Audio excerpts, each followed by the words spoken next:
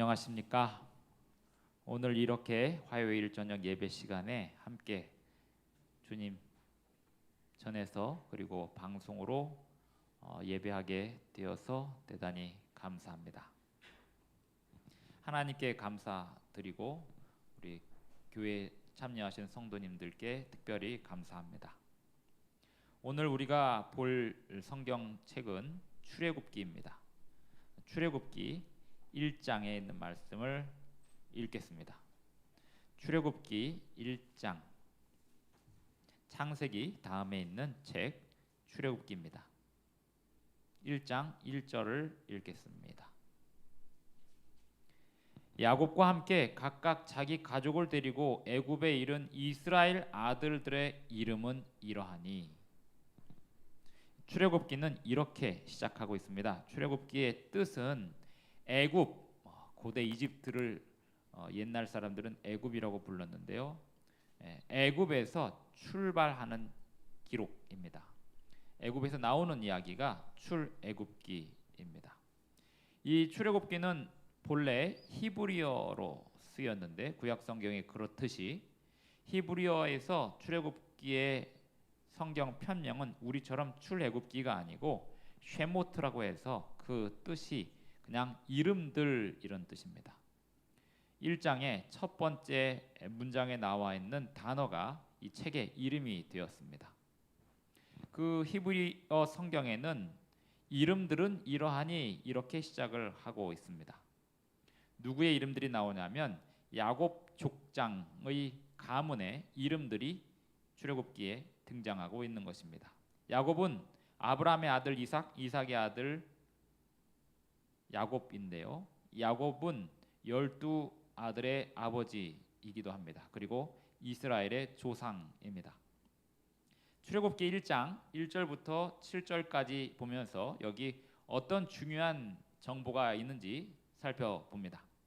야곱과 함께 각각 자기 가족을 데리고 애굽에 이른 이스라엘 아들들의 이름은 이러하니 르우벤과 시므온과 레위와 유다와 이사갈과 스불론과 베냐민과 단과 납달리와 갓과 아셀이요. 야곱의 허리에서 나온 사람이 모두 70이요. 요셉은 애굽에 있었더라. 요셉과 그의 모든 형제와 그 시대의 사람은 다 죽었고 이스라엘 자손은 생육하고 불어나 번성하고 매우 강하여 온 땅에 가득하게 되었더라. 12아들로부터 시작해서 70명이나 되는 사람들이 애굽에 들어온 이야기로부터 시작을 하고 있는 것입니다. 여기 출애굽기는 하나님의 복을 떠올리는 내용으로 시작합니다. 족장 야곱과 그의 가문은 애굽에 들어와 정착하게 되었습니다. 그들이 애굽에 들어갈 때는 70명에 불과했지만 1장 7절에 보면 이스라엘 자손은 생육하고 불어나 번성하고 매우 강하여 온 땅에 가득하게 되었습니다. 하지만 이 출애굽기의 배경이 되는 때가 되어서는 출애굽기 12장 37절을 보면 유아 외에 보행하는 장정이 60만 명이라라고까지 숫자가 늘어납니다. 이제 다시 출애굽기 1장 8절로 11절을 보면서 출애굽 당시 이스라엘 백성의 형편이 어땠는지 보겠습니다. 이 출애굽기가 왜 쓰여지게 되었는지 그리고 애굽에서 나오게 되는 이야기가 왜 일어나게 됐는지 살펴봅니다. 1장 8절을 보겠습니다. 요셉을 알지 못하는 새 왕이 일어나 애굽을 다스리더니 그가 그 백성에게 이르되 이 백성 이스라엘 자손이 우리보다 많고 강하도다. 자 우리가 그들에게 대하여 지혜롭게 하자. 두렵건대 그들이 더 많게 되면 전쟁이 일어날 때에 우리 대적과 합하여 우리와 싸우고 이 땅에서 나갈까 하노라 하고 감독들을 그들 위에 세우고 그들에게 무거운 짐을 지워 괴롭게 하여 그들에게 바로를 위하여 국고성 비둠과 람셋을 건축하게 하니라. 여기 있는 이 성경 말씀은 애굽에서의 이스라엘 백성들의 상태를 어두운 색조로 그리고 있습니다. 출애굽기는 애굽인 감독하에 있는 노예 상태로의 이스라엘 백성들의 이야기로 시작하고 있는 것입니다. 애굽 사람들은 히브리인들에게 과중한 노동을 강요하고 있었습니다. 하지만 여기 이 출애굽기가 이렇게 시작한 이야기가 마지막 마칠 때 40장에 가면 하나님의 화평하시고 안위하시는 그 거룩하신 임재가 이스라엘 진영 한가운데 있는 성소에 있는 장면으로 나타나게 됩니다. 1장의 이 비극적인 상황과 40장의 그 희극적인 상황, 행복한 두 지점 사이에 출애굽기 안에는 하나님의 위대하신 승리가 있습니다. 여호와 하나님께서 이스라엘 백성을 노예 상태로부터 해방시키시고 홍해 바다를 가르시며 강력한 군대와 싸우시고 악에 대한 놀라운 승리가 펼쳐지는 것입니다. 역설적으로 강조되는 이야기가 있는데 1장 12절에 보면 억압자들이 이스라엘 백성들을 괴롭게 할수록 그들은 더욱 번성하고 증가했다고 기록하고 있습니다. 인간의 어떤 책략 모략에도 불구하고 하나님은 여전히 당신의 백성을 통치하시고 구원하신다는 것입니다. 인간의 관점에서 아무리 절망적인 환경에 있다 하더라도 하나님의 구원하시는 역사는 펼쳐집니다. 출애굽기 1장에서 요셉을 알지 못하는 새 왕이 등장하는 장면에서 얻는 교훈이 있습니다. 요셉이 애굽에 들어와 그리고 애굽과 그의 가족들이 애굽에 들어왔을 때 그들은 평안하고 행복한 상태에서 왕의 보호를 받으며 좋은 땅에 살았습니다.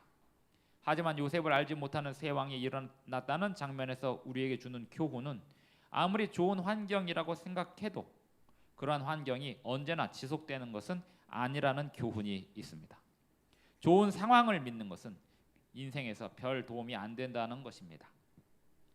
우리는 좋은 상황, 편안한 상황을 믿기보다 어떤 상황에서도 하나님을 믿고 하나님만이 주실 수 있는 참된 행복을 추구하며 살 때 주님이 주시는 기쁨을 얻을 수 있습니다. 시편 4편에 있는 말씀을 보시겠습니다. 시편 4편 6절부터 8절까지입니다. 여러 사람의 말이 우리에게 선을 보일 자 누구뇨? 여기서 이 선은 히브리어로 토부입니다. 좋은 것입니다. 누가 우리에게 좋은 것을 줄 수 있을까? 이런 말을 여러 사람들이 한다는 것입니다. 그런데 여기 하나님의 백성은 다윗은 그 사람들의 그러한 말에 대하여 하나님께 기도한다는 것입니다. 여호와여 주의 얼굴을 들어 우리에게 비추소서. 가족의 얼굴을 보고 싶은 사람은 그 가족의 얼굴을 보는 게 가장 좋은 일입니다. 하나님께서 당신의 백성들에게 얼굴을 비추어 주시면 백성들에게는 그 무엇보다도 좋은 일이 일어나고 복을 경험하게 되는 것입니다. 4장 7절입니다. 주께서 내 마음에 두신 기쁨은 그들의 곡식과 새 포도주가 풍성할 때보다 더하나이다. 사람들은 돈이 많고 먹을 게 풍성하면 행복할 것이라고 기쁠 것이다라고 기대하지만 하나님께서 우리에게 주시는 그 기쁨이 사람들이 생각하는 그 먹을 게 풍성한 상태에서의 기쁨보다 훨씬 좋은 것이라고 말하는 것입니다. 하나님이 우리에게 주시는 그 기쁨은 우리를 평안히 눕게 합니다. 우리를 잠자게 해줍니다. 안전하게 살게 해주십니다.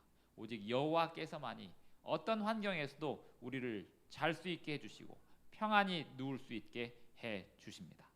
이 사실을 믿을 때 우리는 주님이 우리에게 주시는 기쁨을 누릴 수 있습니다. 다시 출애굽기 이야기로 돌아가서 부조와 선지자 332쪽의 글을 읽고 출애굽기 1장을 다시 그 배경을 살펴보겠습니다. 부조와 선지자 332쪽의 글에 이런 글이 있습니다. 이스라엘은 애굽에서도 번영하고 부요했으며 하나님께 충실한 사람들은 그들의 감화를 널리 끼쳤다. 우상을 숭배하는 제사장들은 새 종교가 인기를 끄는 것을 보고 불안에 쌓였다. 그들은 하나님께 대한 적개심을 가진 사탄의 선동을 받고 새 종교의 빛을 꺼버리려고 노력했다. 장래 군주가 될 자의 품성을 꼴짓고 히브리 백성을 잔인하게 취급하고 압제하게 만든 것은 하나님께 대한 이 같은 단호한 반대의 정신과 우상 숭배의 열정이었다. 요셉을 알던 왕이 죽고 요셉을 알지 못하는 새 왕이 일어났다는 것은 이 세상에는 언제든지 좋은 환경이 안 좋은 환경으로 뒤바뀌어 버릴 수 있다는 것입니다. 하나님께서 우리를 지켜 돌보시지 않으시면 우리는 이 세상의 환경을 믿을 수 없습니다. 하지만 하나님께서 우리를 돌보신다면 어떤 환경에서도 우리는 기쁨과 즐거움, 평안과 편안한 잠을 누릴 수 있습니다. 출애굽기 1장에 역사적 배경이 있습니다. 이스라엘 백성들이 특별히 야곱의 가문이 애굽에 가게 되었는데 그것은 기근 때문이었습니다.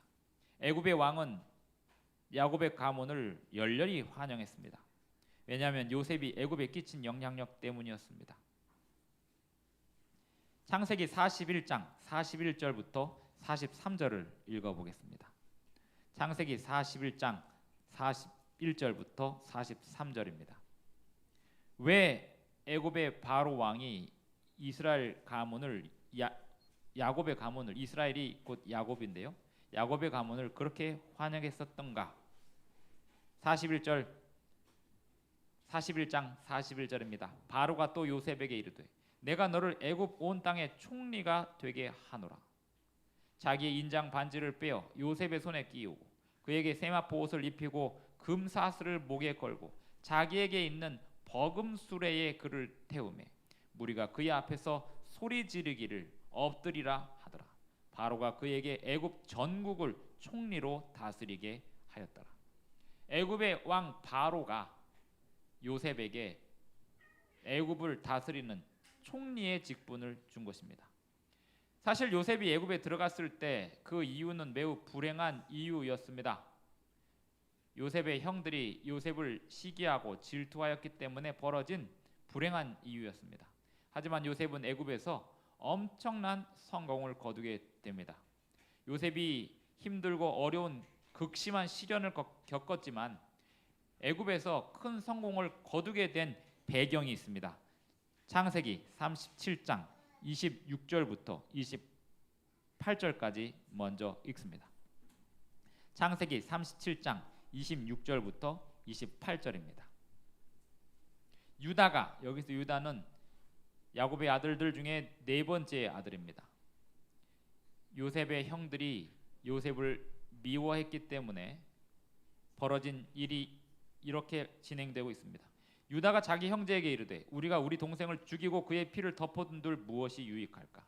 자, 그를 이스마엘 사람들에게 팔고 그에게 우리 손을 대지 말자. 그는 우리의 동생이요 우리의 혈육이니라 하매 그의 형제들이 청종하였더라. 따랐다는 것입니다. 그때에 미디안 사람 상인들이 지나가고 있는지라 형들이 요셉을 구덩이에서 끌어올리고 은 20에 그를 이스마엘 사람들에게 팔매 그 상인들이 요셉을 데리고 애굽으로 갔더라. 요셉이 애굽에 가게 된 이 이유는 인신매매였습니다. 형들이 동생을 이스마엘 상인들에게 팔아먹었고 이스마엘 상인들은 그 요셉을 애굽에 가서 팔아먹었습니다. 애굽은 요셉에게 있어서 불행한 출발지가 되었습니다. 노예로 시작을 한 것입니다. 그런데 요셉이 애굽에서 노예로 사는 동안 이런 일이 벌어지게 됩니다. 창세기 39장 2절과 21절을 이어서 봅니다. 창세기 39장 2절입니다. 요셉이 애굽에서 노예로 있는 동안 이런 일이 벌어집니다. 여호와께서 요셉과 함께 하심으로 그가 형통한 자가 되어 그의 주인 애굽 사람의 집에 있으니 여호와께서 요셉과 함께 하시고 그에게 인자를 더하사 간수장에게 은혜를 받게 하시매. 요셉이 가장 큰 불행을 겪은 것은 사실 그를 위해 기도해 줄 사람이 사라진 것입니다. 요셉은 자기가 죽지 않았는데 형들의 거짓말 때문에 그 아버지가 요셉을 죽었다라고 생각을 했습니다. 그래서 야곱은 그 아들을 위하여 더 이상 기도할 이유가 사라졌습니다. 그러니 요셉은 그 누구도 그를 위해서 기도해 주는 사람이 세상에 없는 거나 다름이 없었습니다. 왜냐하면 아버지는 아들 요셉이 죽었다라고 생각했기 때문입니다. 하지만 만약에 야곱이 요셉이 노예로 팔려갔다면 야곱이 했을 그 기도를 하나님께서 하지도 않은 기도를 이미 들어주시고 있었습니다. 그래서 하나님은 그 요셉을 돌보시고 계셨습니다. 그가 형통한 자가 되었고 그의 주인 애굽 사람의 집에 살고 있습니다. 여호와께서 요셉과 함께 하시고 인자를 더하사 감옥에서도 간수장에게 은혜를 받게 하셨습니다. 점점 더 환경은 불행해졌지만 야곱이 만약에 요셉이 노예로 팔려갔다면, 그걸 알았더라면, 팔려간 사실을 알았더라면 드렸을 기도에 대하여 하나님께서는 응답하시고 있었습니다. 요셉 시대의 배경 역사를 살펴보면 다음과 같습니다. 요셉을 알지 못하는 새 왕은 아모세라는 왕입니다. 기원전 1580년부터 1546년까지 통치했습니다. 그 다음은 아멘호텝 1세입니다. 이 왕이 누구냐면 이스라엘을 두려워함으로 그들을 압제한 왕입니다. 그 다음 왕이 투트모세 1세인데 히브리 사내 아이를 죽이라고 했던 왕입니다. 성경에는 이 왕의 이름이 나오지 않습니다. 그의 딸이 하셉수트 공주이고 모세를 입양한 그 공주입니다. 투트모세 3세가 하셉수트와 얼마 동안 공동 통치를 했던 왕이고 이스라엘 백성들이 출애굽하던 때의 바로 왕입니다. 윌리엄 셰이 박사의 계산에 의하면 출애굽 연대는 기원전 1450년 3월에 해당한다고 말하고 있습니다. 출애굽기 1장을 다시 보시면 이 1장은 굉장히 긴 시간을 다루고 있습니다. 야곱이 애굽으로 들어갔던 때로부터 시작해서 바로 왕이 히브리 사내 아이들을 죽이라고 하기까지 그 긴 시간을 다루고 있습니다. 연대에 관한 논란은 아직 남아 있긴 하지만 모든 학자들이 다 똑같이 연대를 말하고 있지는 않습니다만 확실히 중요한 문제는 하나님의 백성들이 외국 땅에서 노예가 되어 있어도 하나님은 그들을 포기하지 않으신다는 사실입니다. 애굽에서의 히브리인들에 대한 구체적인 내용들을 알 수 없지만 적어도 알 수 있는 사실이 있다면 하나님의 성품의 계시가 여전히 성경 역사의 모든 페이지들 사이에 흐르고 있다는 것입니다. 성경에 기록되지 않은 그 어두운 역사 속에서도 하나님은 그 백성들의 모든 삶을 지켜보고 돌보고 계신다는 뜻입니다.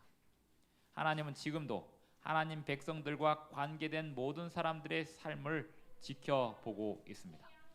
그러니 우리가 믿을 수 있는 분은 오직 하나님뿐이십니다. 하나님의 거룩하시고 인자하신 성품에 우리가 온전히 맡기는 기도를 드릴 때 우리의 소원이 이루어졌음을 하나님 안에서 확인할 수 있게 될 것입니다. 아무리 안 좋은 일들이 있어도 하나님은 그 안 좋은 일들 속에서 하나님 당신의 백성들을 위해서 돌보시고 계시며 하나님 백성들의 기도를 들어주시고 계십니다. 우리 삶에 아무리 나쁜 상황이 벌어져도 여전히 우리는 하나님을 신뢰해야 합니다. 부조화 선지자 268쪽의 글을 보겠습니다. 사건들을 처리하는 것은 하나님의 섭리에 속한다. 하나님께서는 힘있게 나타나는 당신의 능력을 감히 저항하지 않을 더 인자한 왕을 보좌에 앉히실 수도 있으셨으나 그렇게 했을 경우에는 여호와의 목적이 이루어지지 않았을 것이다.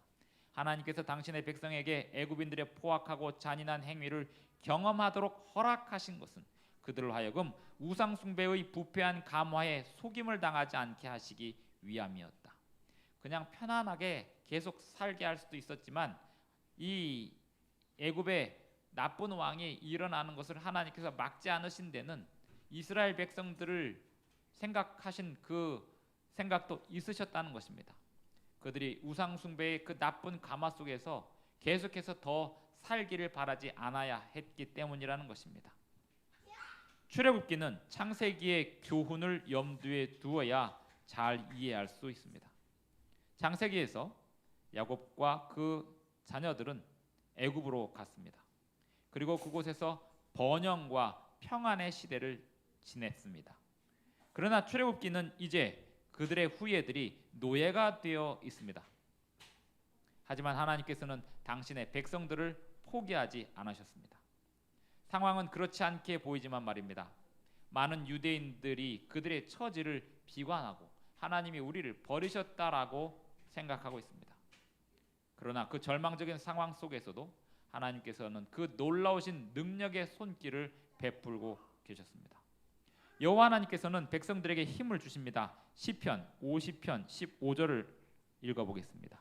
시편 50편 15절입니다. 환난 날에 나를 부르라. 내가 너를 건지리니 내가 나를 영화롭게 하리로다. 환난 날에 하나님을 부르면 하나님께서 건져 주실 텐데, 하나님께서 그렇게 건져 주심으로 하나님이 영광을 얻으신다는 것입니다. 우리가 기도할 때 하나님 홀로 영광을 받으십시오라고 기도합니다. 언제나 기도할 때마다 하나님 홀로 영광을 받으십시오라고 기도합니다. 그 기도의 뜻이 무엇입니까? 하나님이 영광을 받으신다는 것은 우리가 하나님을 부르는 것입니다. 우리의 환난을 하나님께 외치는 것입니다. 우리의 근심과 걱정을 하나님께 아뢰는 것입니다. 그게 하나님께서 영광을 받으시는 것입니다. 우리가 하나님을 사랑한다면 하나님을 온전히 믿어야 합니다. 하나님을 온전히 믿을 때 하나님은 그 자녀의 기도를 온전히 들어주실 수 있습니다. 출애굽기 1장 9절부터 21절을 보면 한번 읽어보겠습니다. 9절부터 21절까지. 그가 8절 요셉을 알지 못하는 새 왕이 일어나 애굽을 다스리더니 그가 그 백성에게 이르되 이 백성 이스라엘 자손이 우리보다 많고 강하도다. 자 우리가 그들에게 대하여 지혜롭게 하자. 두렵건대 그들이 더 많게 되면 전쟁이 일어날 때에 우리 대적과 합하여 우리와 싸우고 이 땅에서 나갈까 하노라 하고 감독들을 그들 위에 세우고 그들에게 무거운 짐을 지워 괴롭게 하여 그들에게 바로를 위하여 국고성 비둠과 라암셋을 건축하게 하니라. 파라오, 이게 성경에 나오는 바로입니다. 이름의 뜻은 왕이란 뜻입니다. 12절 그러나 학대를 받을수록 더욱 번성하여 퍼져나가니 애굽 사람이 이스라엘 자손으로 말미암아 근심하여 이스라엘 자손에게 이를 엄하게 시켜 어려운 노동으로 그들의 생활을 괴롭게 하니 곧 흙 이기기와 벽돌 굽기와 농사의 여러 가지 일이라. 그 시키는 일이 모두 엄하였더라. 애굽 왕이 히브리 산파 시브라라 하는 사람과 부하라 하는 사람에게 말하여 이르되 너희는 히브리 여인을 위하여 해산을 도울 때에 그 자리를 살펴서 아들이거든 그를 죽이고 딸이거든 살려두라. 그러나 산파들이 하나님을 두려워하여 애굽 왕의 명령을 어기고 남자 아기들을 살린지라. 애굽 왕이 산파를 불러 그들에게 이르되 너희가 어찌하여 이같이 남자 아기들을 살렸느냐. 산파가 바로에게 대답하되 히브리 여인은 애굽 여인과 같지 아니하고 건장하여 산파가 그들에게 이르기 전에 해산하였더이다 하매 하나님이 그 산파들에게 은혜를 베푸시니 그 백성은 번성하고 매우 강해지니라. 그 산파들은 하나님을 경외하였으므로 하나님이 그들의 집안을 흥왕하게 하신지라. 그러므로 바로가 그의 모든 백성에게 명령하여 이르되 아들이 태어나거든 너희는 그를 나일강에 던지고 딸이거든 살려두라 하였더라. 이 1장 안에는 바로 왕의 이름이 나타나지 않습니다. 바로는 그저 왕이란 뜻입니다. 그냥 바로 왕이라고만 하고 있습니다. 애굽인들은 바로가 이 땅의 신이요 신인 라의 아들이라고 믿었습니다. 라는 태양신입니다. 또는 오시리스 신 또는 호루스 신의 아들이라고 생각했습니다. 태양신 라는 애굽에서 가장 높은 지위의 신이었습니다. 하지만 그 신이라 할지라도 히브리 산파들의 헌신을 막아설 수는 없었습니다. 히브리인들이 번성하는 것을 막을 길이 없었던 것입니다. 사실상 신이 아니었기 때문입니다. 바로 왕의 이름은 등장하지 않습니다. 이름도 없는 왕입니다. 역사 속에서는 이름을 찾아낼 수 있지만 성경에서는 그 이름을 굳이 말하지 않습니다. 필요 없기 때문입니다. 하지만 산파의 이름, 이 두 여인의 이름은 명예롭게 등장시키고 있습니다. 시브라와 부하, 이 두 여인의 이름이 성경에 명예로운 인물로 나타나는 것입니다. 그들은 큰 명예를 얻었습니다. 왜냐하면 그들이 하나님을 두려워했기 때문입니다. 그들은 바로 왕보다 하나님을 훨씬 더 두려워했습니다. 바로의 사악한 명령도 그 산파들을 이길 수 없는데 그들은 하나님을 지상의 통치자보다도 더 두려워했기 때문입니다. 사도행전 5장 29절에 보면 사도들이 이렇게 얘기합니다. 우리가 하나님보다 누구를 더 두려워할 수 있겠습니까? 하나님은 그 산파들의 온 가족에게 복을 주셨습니다. 하나님은 이런 사람들에게 복을 주십니다. 하나님을 가장 두려워하는 사람, 하나님의 명령에 순종하는 것이 이 세상의 어떤 명령보다도 우선하는 사람, 그런 사람들에게 복을 주시고 그런 사람들의 기도를 들어주십니다. 신실함, 믿음, 충성에 대한 강력한 증거입니다. 이 여인들은 그들이 비록 신학에 대해서는 잘 몰랐고 또 성경 지식에 대해서는 잘 몰랐다 할지라도 지금 그들이 어떻게 판단해야 하고 어떤 행동을 해야 할지 그것을 스스로 선택할 수 있었습니다. 그들은 바로 왕의 명령보다 하나님의 명령이 훨씬 더 우선하였습니다. 바로 왕은 자기의 계획이 실패한 것을 알게 되자 사실은 이 산파들을 통해서 암암리에 죽이려고 했는데 그 일이 실패하게 되자 이제 대놓고 애굽인들에게 명령을 내리기를 히브리인들에게서 나오는 모든 사내 아이를 뺏어다가 죽이라고 명령합니다. 그리고 나일강에 버리라고 합니다. 나일강에 버리라고 한 이유가 뭘까요? 나일강에 하피신이 있는데 그 하피신에게 제물로 쓰라는 것이었습니다. 다산과 풍요의 신 나일강의 신에게 아이들을 제물로 갖다 바치라는 것입니다. 이러면 이집트인들의 인심도 사고 유대인들의 씨를 말리는 것도 가능할 것이라고 생각했습니다. 이것은 유대인이 유대인이라는 이유로 하나님의 백성이라는 이유로 단체로 죽임을 당하는 첫 번째 사례가 될 것입니다. 사내 아이를 죽이라고 한 명령의 목적은 히브리인들을 억제하기 위함이었습니다. 하나님 백성들을 그 숫자를 없애기 위함이었습니다. 히브리인들의 씨를 없애고 히브리 여인들을 애굽에 귀속시킴으로써 히브리 여인들이 애굽의 남자들을 낳는 그러한 도구로 전락시키기 위함이었습니다. 하나님의 백성인 히브리인들이 이집트의 위협이 된다고 믿은 바로는 그 위협을 제거하려고 했습니다. 그것이 자신의 나라를 지키는 일이라고 했습니다. 하지만 그 어떤 신보다도 강력한 하나님께서 그 바로 왕의 도전을 쉽게 물리쳐 버리셨습니다. 살아남는 이들 106쪽의 글을 봅니다. 산파들은 감히 히브리 사람의 어린아이들을 죽이려 하지 않고 저희 왕의 명령에 복종하지 않았으므로 여호와께서 그들을 번영하게 하셨다. 애굽 왕은 자기의 명령이 집행되지 않는다는 것을 알자 진노했다. 왕은 더욱 넓은 범위에 걸쳐 긴급 명령을 내렸다. 그는 자기의 모든 백성들에게 주의 깊이 살펴보라고 당부하면서 남자가 나거든 너희는 그를 하수에 던지고 여자여든 살리라고 말하였다. 이 세상의 역사가 계속되는 한 사탄은 하나님의 백성들의 역사를 막으려고 끊임없이 방해할 것입니다. 사탄은 하나님의 백성들이 하나님의 계명을 지키지 못하도록 유혹하고 위협하고 협박할 것입니다. 요한계시록 12장 17절을 보겠습니다. 요한계시록 12장 17절 마지막 책입니다. 성경의 마지막 책 요한계시록 12장 17절에 보면 용이 여자에게 분노하여 돌아가서 그 여자의 남은 자손 곧 하나님의 계명을 지키며 예수의 증거를 가진 자들과 더불어 싸우려고 바다 모래 위에 서 있더라. 구약 성경에서는 이스라엘 백성들이 사탄의 공격의 대상이었다면 마지막 때 사탄의 공격의 대상이 되는 하나님의 백성들은 하나님의 계명, 십계명을 온전히 다 지키는 사람들입니다. 그리고 예수의 증거, 곧 예언의 신을 가진 사람들입니다.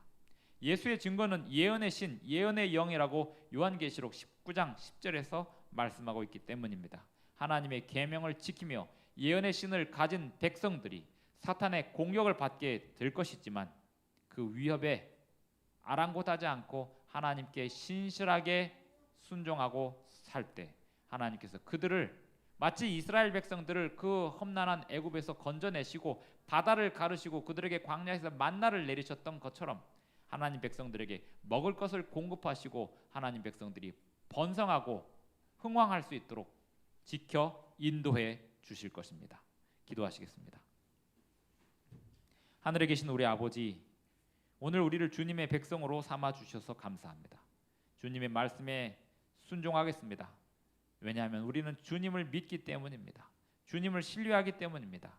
오직 주님의 계명에 순종하겠사오니 우리를 이 세상에서 건져내 주시고 세상에 주님의 빛과 주님의 능력을 증거하는 백성들 되게 하여 주시옵소서. 예수님의 이름으로 기도합니다. 아멘. 감사합니다. 금요일 시간에 또 뵙겠습니다.